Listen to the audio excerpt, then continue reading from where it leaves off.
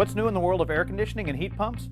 Well, today on our Dare to Compare tour, we'll discover several unique and patented manufacturing processes developed and engineered to make selling and installing our products as easy as possible.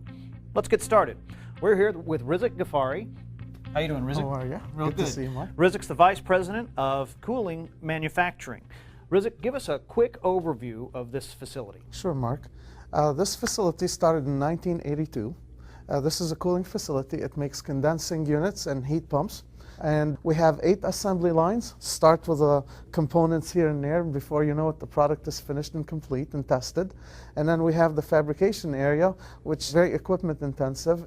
It's pretty neat to go and watch and see what we make out there. Wow, well that all sounds very interesting. So tell me, what's the biggest thing that you've got going on here at this facility? Well, let's go out and check it out. Sounds good. All right.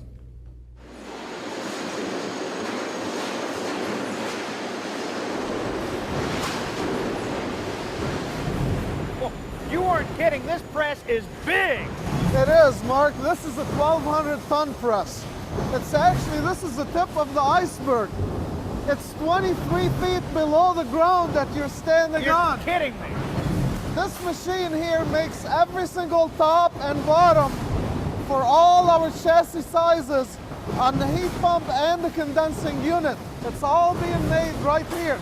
This is the heartbeat of the facility. Boy, you're telling me, boy, that's a lot of stuff every year. You can see the operator is just taking the parts and racking them up. All right, take me, show me something new, because this is great. Well, the next stop we're gonna do is we're gonna show you something huge, but it's rather small.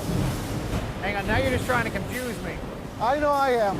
Let's go to the 5mm fin press and watch that. Let's check it out. All right.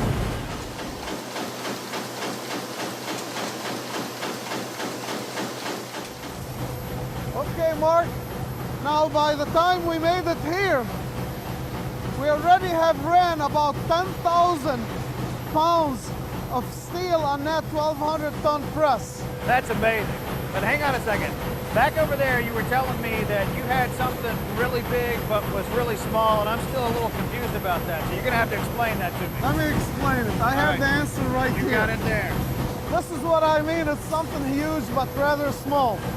This is a 5mm copper. We call it the hairpin. This is a 3/8. You can see the size difference between the two. This is a huge improvement, because what we did when we went to this smaller tube, we optimized the design for R410A. At the same time, we increased the pressure burst test by 20%. Believe it or not, the smaller the stronger. That's how we were able to take that 2-ton unit and make it smaller than 1.5-ton unit just by going through that.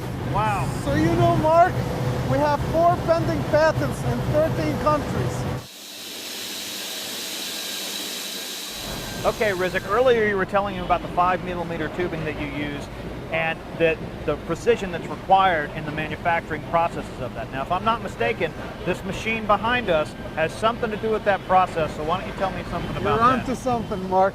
You're absolutely right. If you look at this process in here, what you're doing is you're taking the manifold and you're putting the stems or the little feeder tubes right onto the manifold.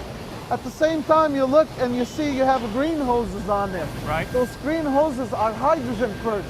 They purge all the copper on the inside to make sure we don't have any contamination and keeps the copper clean on the inside.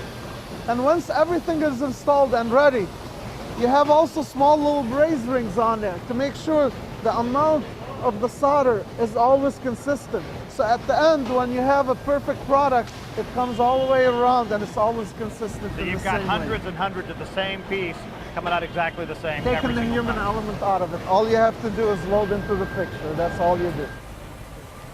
All right, Rizik, we looked at the detail and the quality controls that you put into all of your component parts, and now here we are at the assembly line. In the zero defect, there are 3 main principles. The first one is, are we conforming to the standard and the quality requirements we have, which is defined by the customer, okay? It feeds in from the customer. The second pillar in the zero defect, are we making sure we're preventing errors and mistakes before they happen? Let me show you an example. Okay. An example of error proofing is this screen right in here. This is one of the Visual Factory that tells you, and it matches the part with the bill of material to make sure our operators are not making a mistake. Another one is over there to my right, and this system is called critical component scanning. If you see over there, there's a green check mark right now, and it went away.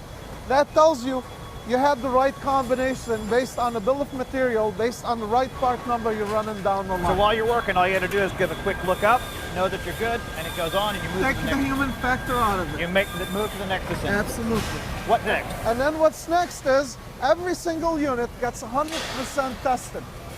Even though we have that high quality requirement, it doesn't mean that we do some and skip others.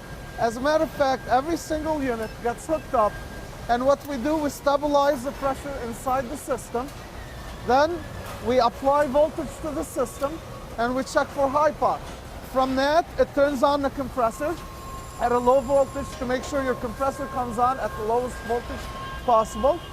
Then your fan comes on, the motor turns on to make sure those two combinations are working, and it's looking for voltage and amperage. If you look on the units, you have an accelerometer where it measures the vibration on the unit. So while the unit is running, it makes sure we don't have any loose components, something didn't get tightened. We do a gross leak check on the braze line. We do a pressure decay, which is a gross leak check. Then after it passes those 200% check inspection, it goes through that booth right over there, and it checks for the fine little leaks. Now you've seen, Mark, all of our processes, all of the systems, and now this is why we dare to compare our potential customers to come and see us and put us against any of the competitors or the product out there. Once again, we've witnessed a lot of processes and procedures that ensure the highest levels of quality and performance on the manufacturing line. But to really appreciate everything that they've got going on here, you need to come and take a Dare to Compare tour in person.